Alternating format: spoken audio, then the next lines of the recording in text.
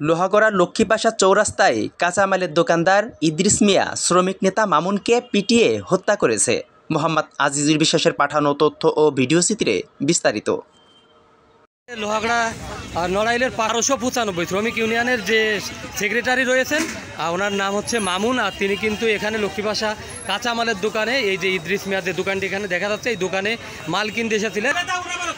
আর এখানে কিন্তু তিনি কাস্টমার হিসাবে এসেছিলেন এবং ক্রেতা আর সাথে বাক বিতর্কতায় জড়ানোর পরে তিনি ঢিস দিয়ে তার মাথায় বাড়ি দেন এবং আমরা জানতে পেরেছিলাম যে এবং সেই ঢিসটি কিন্তু দেখা যাচ্ছে যে ঢিস দিয়ে আর মামুন সেক্রেটারির মাথায় এই দোকানদার ইদ্রিস মিয়া বাড়ি দিয়েছিলেন। আর পরবর্তীতে ঘাড়ে বাড়ি দেয় আর ঢিসটি কিন্তু ফেটে গিয়েছে তেমনটি দেখা যাচ্ছে। এর পরবর্তীতে কিন্তু সে ঘটনাস্থলে মারা যায়। এর পরবর্তীতে তার মরা দেহ কোন জায়গায় নিয়ে আসছে সেটা আমরা আপনাদেরকে জানানোর চেষ্টা করতেছি। এই মুহূর্তে আমি কিন্তু রয়েছি লক্ষ্মীপাশা চৌরাস্তার উপরে। আলু কিনা নিয়ে উনি বলেছে আলু কত, উনি বলছে 25, মামুন ভাই বলছে 20 টাকা দিয়ে যাবে, তা বলছে না। তাই নিয়ে কি কথা কাটাকাটিছে, আমি মুরগি জবাই দিয়ে ছুটতেছি, দলিলে বলছি যে 5টা মুরগি আমরা ছুলে গেলাম। এর মধ্যে উনাকে দুজন সরাই দিছি, সরাই দেওয়ার পরে আবার হঠাৎ করে কি দেখেছি আমি মুরগি ছুটতেছি, আমি আর পরে জানি না। বাড়ি যেতে মানুষে বলতেছে যে ডিশ, এই ডিশই তো ডিশ দিয়ে বাড়ি দিছে মনে হয়। ওই আরো লোক ছিল তো, ওই আরো সবাই ছিল।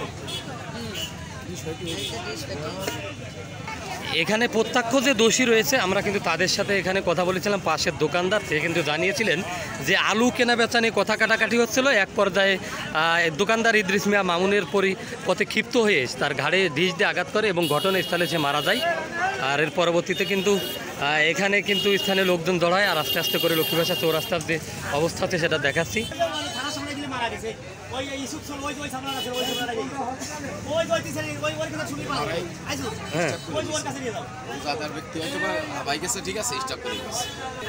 আর এখানে কিন্তু ইতিমধ্যে যেভাবে লোকজন জড়াইছে সেটা দেখানোর চেষ্টা করতেছি। আর এটি হচ্ছে লক্ষ্মীপাশা চৌরাস্তার একদম পাশেই ইদ্রিস মিয়ার যে কাঁচামালের দোকান, সেই কাঁচামালের দোকানে আমি রয়েছি। আর এখানে কিন্তু আলু কেনাকে কেন্দ্র করে দোকানদার এবং কাস্টমারের মধ্যে তকাতকির ঘটনা ঘটে। এক পর্যায়ে দোকানদার কিন্তু কাস্টমারের মাথায় কিন্তু এই ঘাড়ে কিন্তু ঢিস দিয়ে আঘাত করে, সেই ঢিসটি কিন্তু এই জায়গাতে রয়েছে। এরপরে স্থানীয় লোকজন তাকে উদ্ধার করে লোহাগড়া উপজেলা স্বাস্থ্য কমপ্লেক্সে নিয়ে যাওয়ার পথে হাসপাতালে যাওয়ার আগেই কিন্তু সে মারা যায়। থানার সামনে থেকে ঘটনার সর্বশেষ যে পরিস্থিতি রয়েছে আমরা আপনাদেরকে জানিয়ে দেওয়ার চেষ্টা করব। দর্শক আমার সাথে যারা লাইভে যুক্ত রয়েছেন দেবেন এবং এই ঢিস দিয়ে ঘাড়ে বাড়ি দেওয়ার ঘটনায় যার মৃত্যু হয়েছে সে কিন্তু নড়াইল জেলা বাস মালিক সমিতির সাধারণ সম্পাদক, তার নাম হচ্ছে মামুন।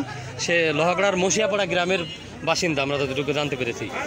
আর এই ঘটনার পরপরই কিন্তু ইদ্রিস মিয়া এই জায়গা থেকে পলাতক হয়ে গিয়েছেন, যেটা আমরা জানতে পেরেছি। দেশে কিন্তু ইতিমধ্যে পলাতক রয়েছেন।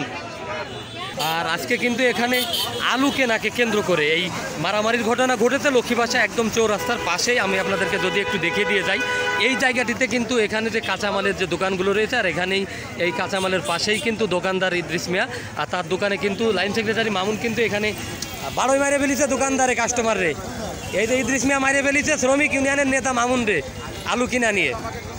আর এখানে যে ঘটনা ঘটে গেল আমরা কিন্তু লাইভে যুক্ত থেকে আপনাদেরকে দেখানোর চেষ্টা করতেছিলাম। আমার কাছে সর্বশেষ এই ভিডিও ছিল। দর্শক এখানে শ্রমিক ইউনিয়নের নেতা মামুন মৃত্যুর ঘটনায় কিন্তু আমরা দেখেছি লোহাগড়া থানা পুলিশের ভারপ্রাপ্ত কর্মকর্তা ওসি আশিকুর রহমান এই জায়গাতে রয়েছেন। লোহাগড়া পৌরসভা বিএনপির সভাপতি মিলু শরীফ তিনি কিন্তু এই জায়গাটিতে রয়েছেন এবং শ্রমিক ইউনিয়নের বিভিন্ন নেতাকর্মীরা কিন্তু এখানে আসতেছেন। আমি সেটা যদি আপনাদেরকে দেখিয়ে দিয়ে যাই এবং এই মুহূর্তে তার স্বজনদের যে হাজারি রয়েছে এবং হাসপাতাল এলাকাতে কিন্তু আমরা দেখেছি নড়াইল বাস পরিবহন মালিক সমিতির লোকজন যারা এখানে নেতাকর্মীরা রয়েছেন তারা কিন্তু এই এলাকাতে আসতেছেন। আমি আপনাদেরকে দেখানোর চেষ্টা করতেছি এই মুহূর্তে।